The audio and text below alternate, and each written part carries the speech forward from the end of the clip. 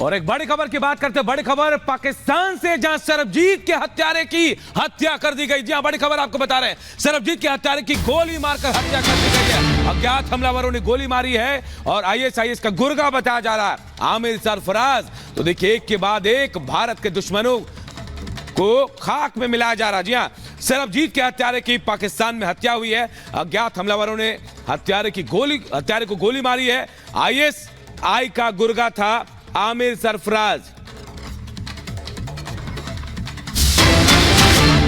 सरबजीत सिंह की बेटी ने बयान दिया है, सरफराज को कर्मों का फल मिला है। पाक सरकार की साजिश हो सकती है। सच सामने आने के डर से हत्या की कार्रवाई। इंसाफ तब होता जब सच सामने आता। यानी कि लगातार पाकिस्तान पर यह आरोप लगते रहे, सरबजीत की हत्या को लेकर सच छिपाने की कोशिश, और जिस तरह से हत्यारे की गोली मारकर हत्या हुई है उस पर बेटी ने सवाल खड़े किए हैं कि सच सामने नहीं आए, इसलिए उसकी हत्या करवाई गई है।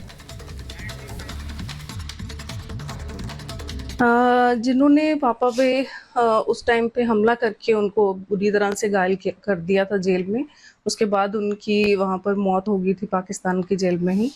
उनमें से एक जो शख्स था उसको कल गोलियों से मार के उसकी हत्या की गई है। कुछ मीर सरफराज, जिस पे मैं यही कहना चाहती हूँ कि जैसे हम कहते हैं कि कर्मों का फल यहीं पर ही मिलता है, ये उसके कर्मों का ही फल है।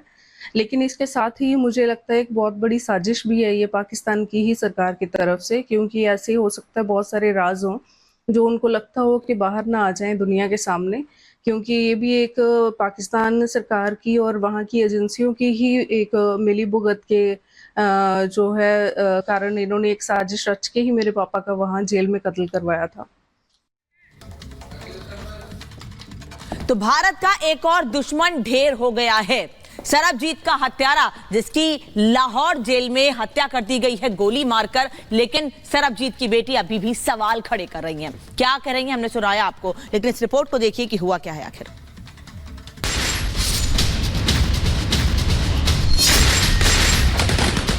पाकिस्तान में उसी के आतंकी मारे जा रहे हैं, एक एक कर उनका खात्मा हो रहा है। लेकिन सवाल ये, जो पाकिस्तान दुनिया में आतंक को बढ़ावा देता आया है, अपने यहां आतंकियों को पनाह देता आया है, अब उसी के यहां आतंकी कैसे ढेर हो रहे हैं।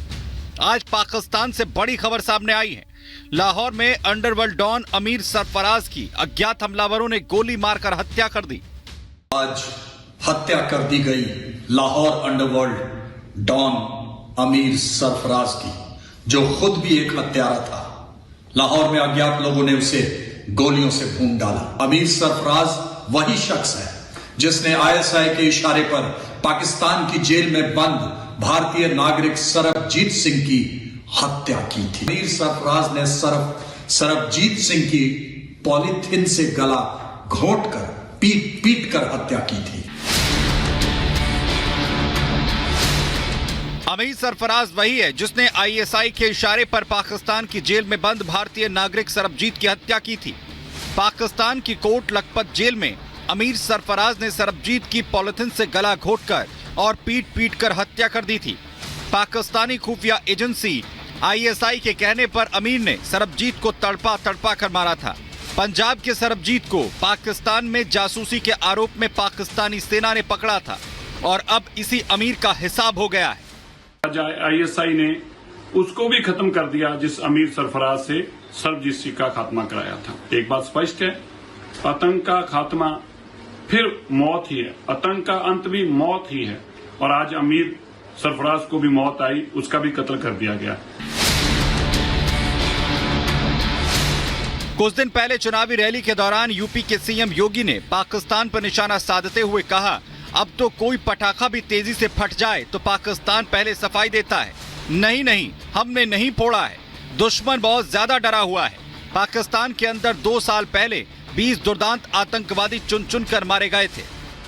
ब्रिटेन का एक प्रतिष्ठित समाचार पत्र है द गार्डियन, उसने एक रिपोर्ट लिखी। पिछले 2 वर्ष के दौरान पाकिस्तान के अंदर दुर्दांत 20 से अधिक ऐसे आतंकवादी चुन करके मार दिए गए, और इसमें भारत की खुफिया एजेंसियों का योगदान हो सकता है। अयोध्या में रामलला कोई विराजमान नहीं करते, आतंकवादियों का राम नाम सत्य है भी करते हैं।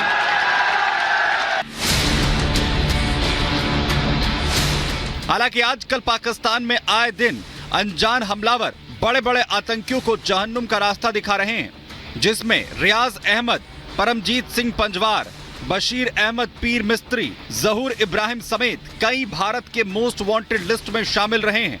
लेकिन अब इस दुनिया में नहीं है, क्योंकि पिछले 2 साल के भीतर मोस्ट वांटेड लिस्ट में शामिल कई आतंकियों की पाकिस्तान में रहस्यमयी तरीके से हत्या कर दी गई।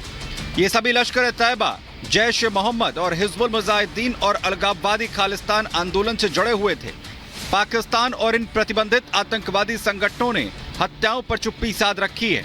नवंबर 2023 में लश्कर ए तैयबा, जैश ए मोहम्मद के 3 आतंकियों को गोली मार दी गई। इनमें मौलाना मसूद अजहर और लश्कर ए तैयबा का चीफ रिक्रूटर का करीबी भी शामिल है। क्या इसके पीछे पाकिस्तानी सेना का हाथ है, या फिर खुफिया एजेंसी ISIS का हाथ है, या फिर कोई और ताकत जो पाकिस्तानी आतंकियों का सफाया कर रही है?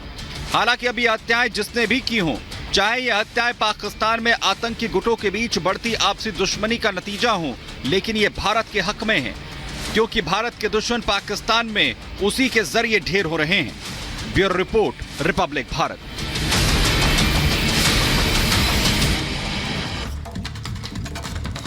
और चलिए अब आपको चुनावी अपडेट बताते हैं, क्या कुछ होने वाला है आज ये मैं आपको बता दें। देखिए, केरल में प्रधानमंत्री मोदी 2 चुनावी रैली करने वाले हैं। ताबड़तोड़ चुनाव प्रचार प्रधानमंत्री का चल रहा है। केरल के अलावा वो त्रिशूर, तिरुवनंतपुरम में मोदी की जनसभा है। इसके अलावा भी एक और जनसभा को संबोधित करेंगे प्रधानमंत्री नरेंद्र मोदी। तमिलनाडु के तिरुनेलवेली में पीएम की रैली होने वाली है। बेहद महत्वपूर्ण ये रैली है। तो वहीं देखिए, सीएम योगी आदित्यनाथ आज बिहार में 2 रैली करने वाले हैं। बिहार में दहाड़ेंगे। नवादा और औरंगाबाद में योगी की जनसभा होने वाली है और यहां अपने प्रत्याशियों के लिए वोट मांगेंगे। गृहमंत्री अमित शाह की बात करें तो अमित शाह त्रिपुरा और मणिपुर में आज चुनावी रैली करने वाले हैं। यहां भी जनसभा को संबोधित करेंगे। इसके बाद जयपुर शहर में अमित शाह का रोड शो होने वाला है। पूरी तरह से चुनावी माहौल में बीजेपी। तो वहीं बीजेपी के अध्यक्ष जेपी नड्डा मसूरी में जनसभा करने वाले हैं। जनसभा के जरिए वोट अपील करेंगे। तो जेपी नड्डा के पुडुचेरी में भी सभा है, रोड शो है। यहां भी जेपी नड्डा वोट अपील करते नजर आएंगे। अगर हम मायावती की बात करें, बीएसपी प्रमुख मायावती, आज 3 जनसभाएं मायावती की होने वाली है। इसके अलावा देखिए, रामपुर, मुरादाबाद, पीलीभीत में, जी हां, पीलीभीत में 3 जगहों पर मायावती की अहम चुनावी सभाएं और रैली होने वाली है। यह चुनावी अपडेट हम आपको बता रहे हैं। अगली बड़ी खबर क्या बताएंगे मेरे सहयोगी अनामिका पांडे। तो चुनाव अपडेट यानी कि कहां पर रैलियां होनी है, यह अनूप ने आपको बताया। लेकिन वहीं दूसरी ओर इंडी गठबंधन, जिसका एक और मुख्य विपक्षी दल है समाजवादी पार्टी, जिसमें टिकटों के बंटवारे के बाद टिकटें को बदलने का सिलसिला लगातार जारी है। एक के बाद एक टिकट बदले जा रहे हैं। वहीं दूसरी ओर आदित्य यादव को टिकट दिया गया है, जो कि बेटे हैं शिवपाल यादव के। बदायूं से चाचा का टिकट काटा गया है और आज वही आदित्य यादव अपना नामांकन बदायूं से भरने के लिए जाएंगे। बदायूं से टिकट दिया गया है आदित्य यादव को। दरअसल शिवपाल यादव ने पहले कहा था कि वो टिकट नहीं चाहते हैं, वो चाहते हैं कि उनके बेटे को टिकट दिया जाए। और परिवारवाद पर जब इस पर उनसे सवाल पूछा गया तो उन्होंने कहा इसमें परिवारवाद वाली कोई बात नहीं है, जो योग्य है उसे टिकट मिलेगा।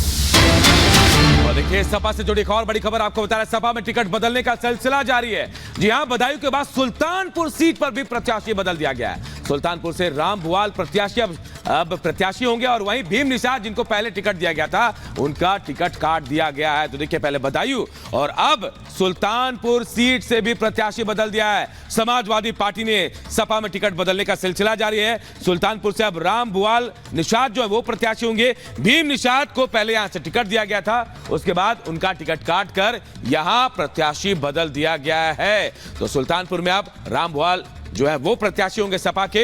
भीम निषाद को पहले टिकट दिया गया था, लेकिन उनका टिकट काट दिया गया है। प्रत्याशी बदल दिया गया है सुल्तानपुर में सपा की तरफ से। ये बड़ी और अपडेट खबर आपको बता रहे हैं। लगातार सपा में टिकट के बदले प्रत्याशियों को बदलने का काम चल रहा है।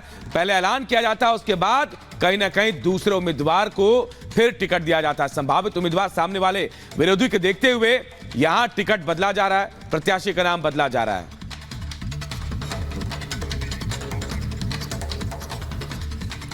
तो समाजवादी पार्टी में टिकटों को बदलने का सिलसिला लगातार जारी है। लगातार आपको हम खबर बता रहे हैं, सुल्तानपुर और बदायूं से चेहरे बदल दिए गए हैं।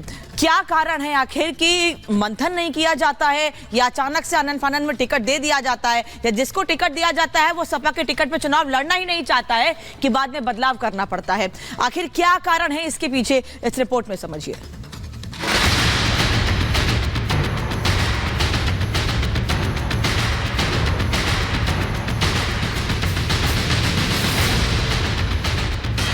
लोकसभा चुनाव सिर पर है। पहले चरण के चुनाव में महज 4 दिन बचे हैं, लेकिन समाजवादी पार्टी में उथल पुथल का दौर अभी भी जारी है। जारी है बार बार टिकट बदलने का सिलसिला।